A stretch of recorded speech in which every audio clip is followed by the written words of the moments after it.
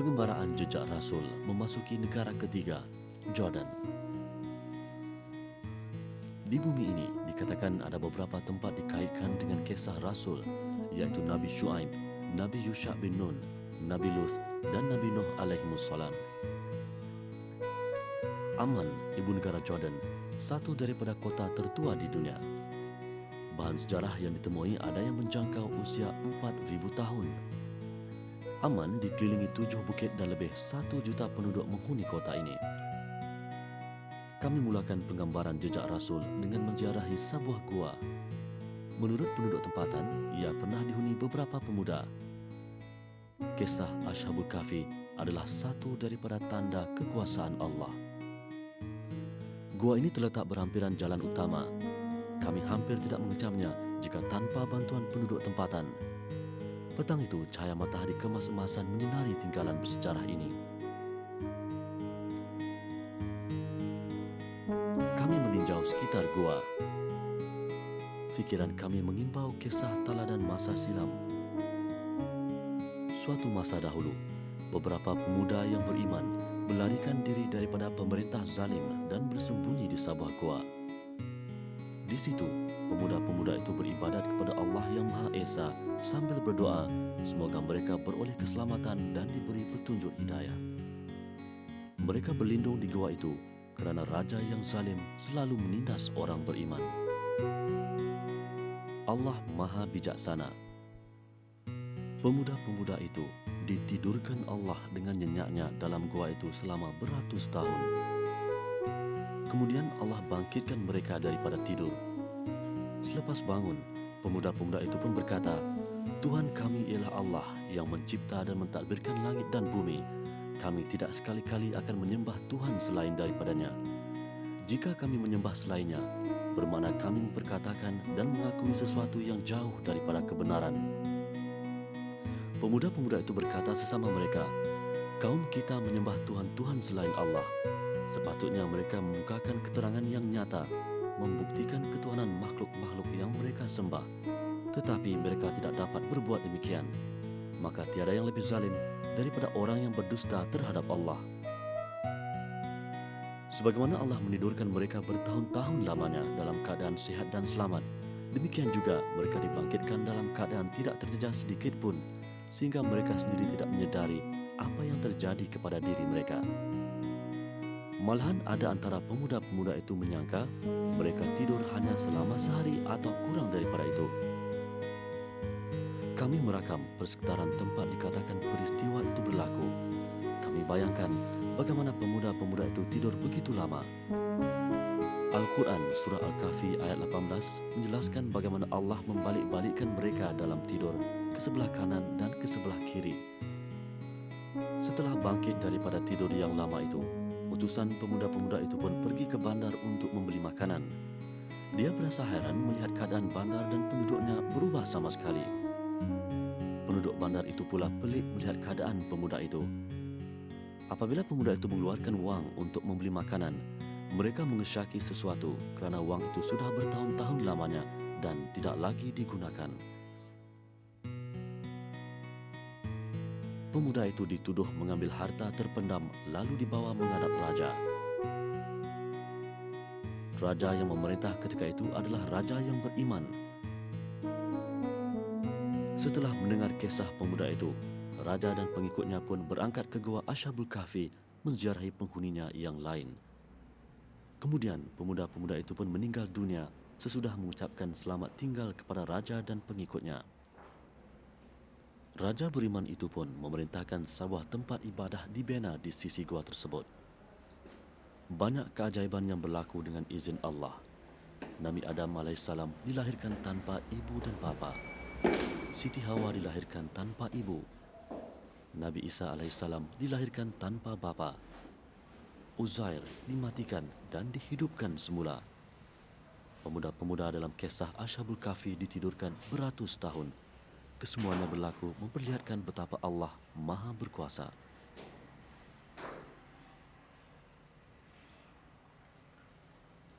Banyak pendapat tentang tempat Ashabul Kahfi, dan ini adalah salah satu dari lokasi yang dikatakan berlakunya peristiwa itu.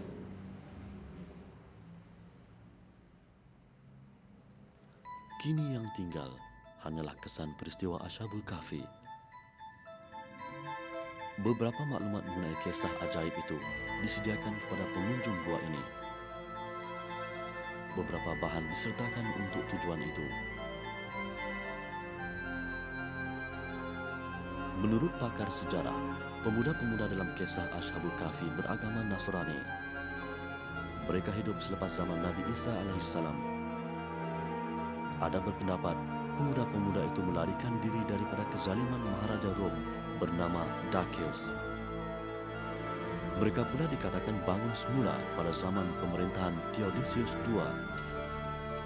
Menurut riwayat lagi, nama-nama mereka adalah Tamlika, pekerja istana, Moixalimina, Martunus, Ninuas, Sarinunas, Zunuanus dan Kasifithtanunas. Mereka dihukum mati kerana menyembah Allah. Namun mereka tenang menerima hukuman. Pada mereka mati lebih baik daripada hidup dalam syirik. Dengan kuasa Allah, puteri raja yang jelita yang menjadi kekasih Tamlika melepaskan mereka dengan bantuan seorang pengawal. Lalu mereka lari menuju sebuah gua diikuti seekor anjing bernama Kitmir, kepunyaan seorang daripada pemuda tersebut. Raja memerintahkan supaya memburu mereka. Askar cuba memasuki gua, tetapi Allah memelihara mereka. Bagaimanapun mereka menutup pintu gua dengan harapan pemuda-pemuda itu mati kelaparan. Allah menidurkan mereka dalam gua sebaik saja gua menjadi gelap selepas ditutup askar. Turut dipamerkan dalam gua ini beberapa bahan berkaitan sejarahnya. Menurut riwayat, 309 tahun selepas gua tempat pemuda itu berlindung ditutup, bekerja seorang hartawan bernama Aulius membersih dan merobohkan pintu gua untuk membina sebuah kandang kambing. Penutup gua itu dibuka dan pemuda-pemuda itu terjaga oleh cahaya matahari yang masuk. Selepas bersembahyang, mereka terasa lapar kerana pada sangkaan mereka tertidur sepanjang hari atau kurang daripada itu. Tamlika yang keluar membeli makanan terkejut apabila mendapati kawasan di sekitar banyak berubah dan mata wang digunakannya tidak laku lagi. Dia tidak tahu Raja Dakius yang zalim sudah lama mati. Theodosius II yang adil pemerintah semasa itu. Rakyat jelata beragama Masehi. Segalanya berakhir dengan masyarakat menceritakan kisah mereka. Pemuda tersebut kagum dengan kuasa Allah dan bersyukur kerana masyarakatnya tidak lagi menganut ajaran sesat. Selepas pemuda-pemuda itu meninggal dunia, mereka dikebumikan dalam gua tersebut. Kaum musyrik Arab bertanya kepada Nabi Muhammad SAW mengenai kisah Ashabul Kahfi kerana hendak menguji kebenaran baginda. Lalu firman Allah menerangkannya seperti tersebut dalam Al-Quran, surah Al-Kahfi ayat 9 hingga 26. Terdapat pelbagai bukti kekuasaan Allah. Kisah Ashabul Kahfi menjadi pengajaran mengenai kebesaran ilahi. Akan tiba masanya kebenaran mengatasi kebatilan, walaupun selepas beratus tahun, akhirnya hidayah dan petunjuk Allah diterima jua.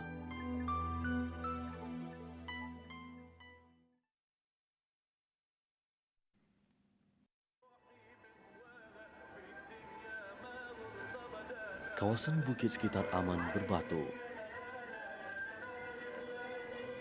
Perjalanan seterusnya membawa kami melewati kawasan hijau di lembah bukit. Kami menuju sebuah makam Rasul, dikatakan terletak di kawasan berbukit permai ini. Rasul insan pilihan, memimpin manusia ke arah kebahagiaan di dunia dan akhirat. Jasa mereka sentiasa dikenang. Di mana saja pusara mereka terdapat yang menjadi tempat kunjungan. Yang menziarah datang dari jauh dan dekat, tidak kira rupa dan bangsa. Mereka menghadiahkan Al-Fatihah sebagai tanda ingatan terhadap pemimpin pilihan Allah. Bagi kru jejak Rasul yang kini sudah 35 hari di perantauan, rindu terubat buat seketika. Secara kebetulan, kami bertemu satu rombongan dari Malaysia. Nabi Syuaib, seorang daripada 4 nabi berbangsa Arab. 3 nabi lain berbangsa Arab adalah Hud, Saleh alaihi wassalam dan Muhammad sallallahu alaihi wasallam. Nabi Syuaib diberi nama julukan Khatibul Anbiya kerana kefasihan serta kelancarannya berpidato. Kaum Syuaib adalah orang Madian, penduduk perkampungan di daerah Mi'an di antara Syam dan Hijaz. Mereka berketurunan Madian. Mereka pedagang menetap di pangkalan kafilah saudagar. Orang Madian tidak beriman pada Allah dan menyembah selain daripadanya. Mereka juga tidak berlaku adil dalam jual beli mereka. Timbangan mereka mengelirukan pembeli. Allah mengutuskan seorang Nabi dari kalangan mereka sendiri, iaitu Nabi Syuaib alaihissalam. Nabi Syuaib berdakwah mengajak mereka beribadat hanya kepada Allah. Baginda menganjurkan kaum Madian berlaku adil di samping memperingatkan mereka akibat perbuatan sesat. Nabi Syuaib juga menegaskan harta halal yang sedikit lebih baik daripada harta melimpah ruah yang mereka kumpulkan melalui jalan haram. Kaum Madian yang sesat cuba menyekat dakwah Nabi Syuaib dengan mengancam orang mukmin. Nabi Syuaib melarang perbuatan mereka itu dan mengingatkan mereka tentang nikmat Allah berikan kepada mereka. Tiada perbezaan antara cara berdakwah menyeru manusia ke jalan Allah yang dilakukan Nabi Syuaib dan Nabi-Nabi Allah yang lain. Baginda menyeru kaumnya agar menyembah Allah terlebih dahulu sebelum memperbaiki kerusakan akhlak dan moral kaumnya. Selepas seruan ke arah akidah tauhid, barulah Nabi Syuaib menumpukan perhatian pada pembetulan cara hidup harian, iaitu permasalahan berkaitan sifat amanah dan adil. Dakwah dan seruan Syuaib tidak diterima penduduk Madian. Kerja-kerja merompak dan menyamun berterusan, sementara menipu timbangan dan sukatan dianggap satu kebijaksanaan dalam urusan perniagaan. Akhirnya, mereka mencabar supaya Allah menurunkan malapetaka kepada mereka. Sebelum tibanya bala tersebut, mereka bertanyakan Nabi Syuaib, mana dia janji-janji kamu? Kenapa tidak berlaku? Kenapa lewat tibanya? Allah mewahyukan pada Syuaib alaihissalam supaya mengeluarkan pengikutnya yang beriman dari kampung tersebut. Kisah penduduk Madian disebut dalam Al-Quran ayat 84 surah Hud yang bermaksud, dan pada penduduk Madian kami utuskan saudara mereka Nabi Syuaib. Dia berkata, wahai kaumku, sembahlah Allah, tiada Tuhan bagi kamu selainnya. Dan janganlah kamu mengurangi sukatan dan timbangan. Sesungguhnya aku melihat kamu berada dalam kemewahan, dan sesungguhnya aku bimbang kamu akan ditimpa azab hari yang membinasakan.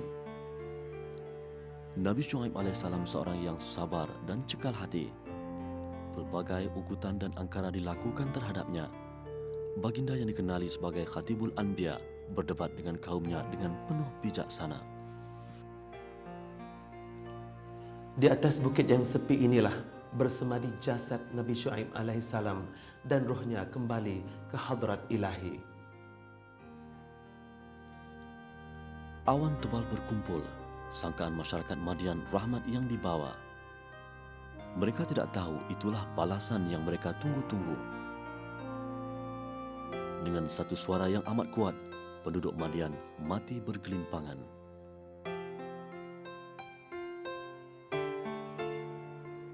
Umat Nabi Syuaib yang derhaka itu menutup tirai sejarahnya. Tiada lagi keturunan mereka. Allah menyelamatkan Syuaib alaihissalam bersama pengikut yang beriman dan membina penempatan baru.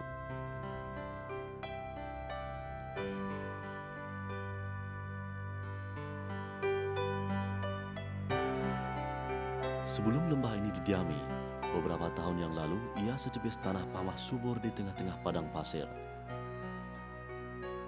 Buminya ditumbuhi pokok tin, zaitun dan delima. Pokok buah-buahan ini hidup subur bebas tanpa dimiliki sesiapa.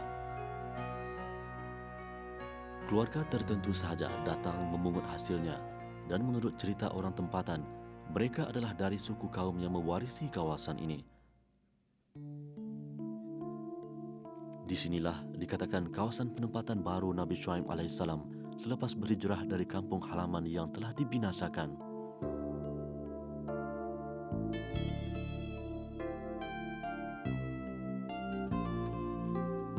Ini di antara tempat dikatakan peristiwa Nabi Musa bertemu dengan anak Nabi Syuaib alaihissalam dan mengahwininya.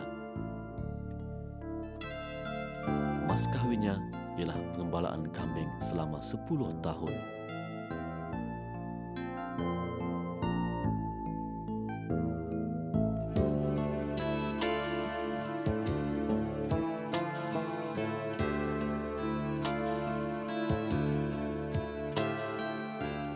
di sini subur kerana ada wadi yang mengairinya. Hari ini ia sebuah penempatan baru dan didiami oleh masyarakat Jordan. Tindakan ini usaha yang baik. Membiarkan tanah kosong tanpa diusahakan adalah pembaziran yang ditegah oleh Islam.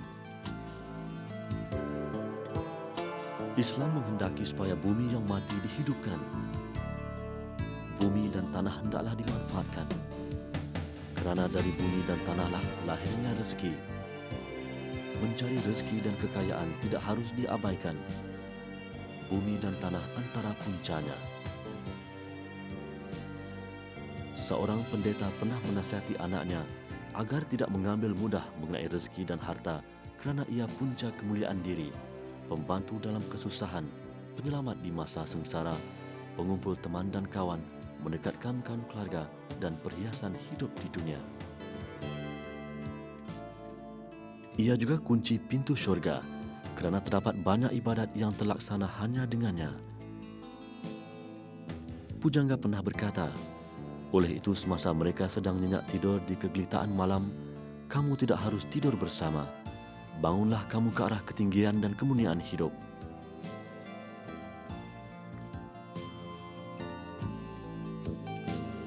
Allah berfirman dalam Al-Quran ayat 10 surah Al-Jumu'ah yang bermaksud, kemudian setelah selesai sembahyang, maka bertebaranlah kamu di muka bumi dan carilah apa yang kamu hajati dari limpah kurnia Allah, serta ingatlah akan Allah banyak-banyak supaya kamu berjaya. Islam menuntut umatnya bekerja dan berusaha mencari rezeki yang halal. Mereka sekali-kali dilarang berpeluk tubuh dengan menyerahkan bulat-bulat kepada takdir untuk menurunkan rezeki kepada mereka.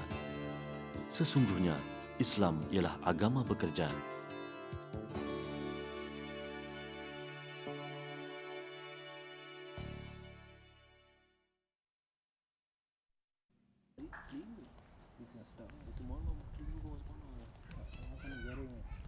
Ketika kami berada di Jordan, kebetulan musim pokok zaitun berbuah. Pokok zaitun adalah pokok malar hijau atau evergreen dan mampu hidup di kawasan bukit berbatu.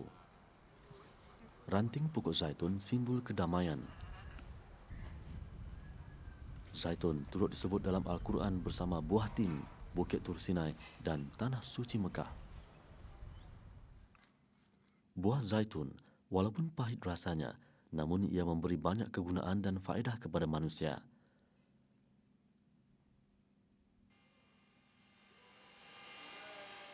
Buah zaitun boleh mengeluarkan minyak untuk masakan dan juga berguna dalam perubatan. Ia dapat mengembalikan kesegaran otot dan kulit. Manusia masih lagi membuat kajian untuk membongkar rahsia dan khasiat buah zaitun. Pokok tin atau Ficus carica mengeluarkan buah yang mempunyai kandungan gula yang tinggi serta manis ketika ranum. Buah tin tahan lama dan mudah disimpan, menjadikannya sesuai untuk bekalan pengembara. Ia juga berguna untuk mengubati kesan melecur dan bisul.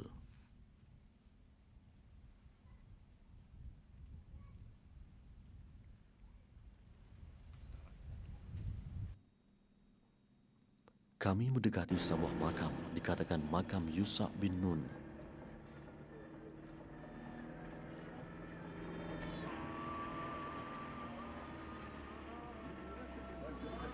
Sebelum ini kami pernah menemui satu lagi makam, dikatakan makam baginda, iaitu di Istanbul, Turki. Ada pendapat mengatakan Yusa' bin Nun ialah Nabi Ilyasa, sepupu Nabi Ilyas alaihissalam. Ada pula berpendapat bahawa Yusa' bin Nun bukan Ilyasa. Nabi Yusa' bin Nun adalah seorang daripada 300 Nabi yang disebut dalam kitab-kitab Allah terdahulu.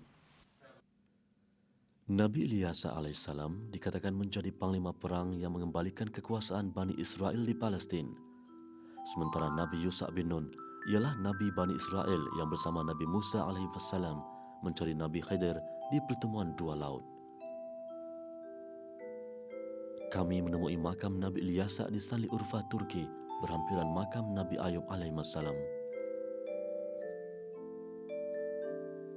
Terdapat persamaan dari segi saiz kedua-dua makam, dikatakan makam Nabi Yusa' bin Nun, iaitu di Turki dan di Jordan.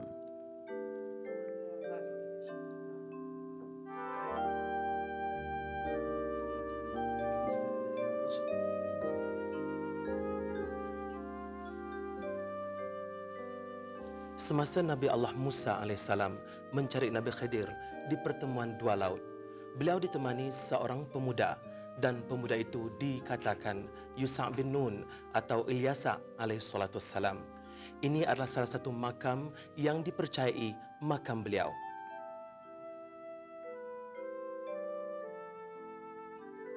Pengalaman menjejaki kisah Ashabul Kahfi, Nabi Shu'aib dan Yusa' bin Nun mengingatkan kami kepada peribahasa, harimau mati meninggalkan belang, manusia mati meninggalkan nama. Kisah para anbiya dan mereka yang beriman tak luput dari zaman.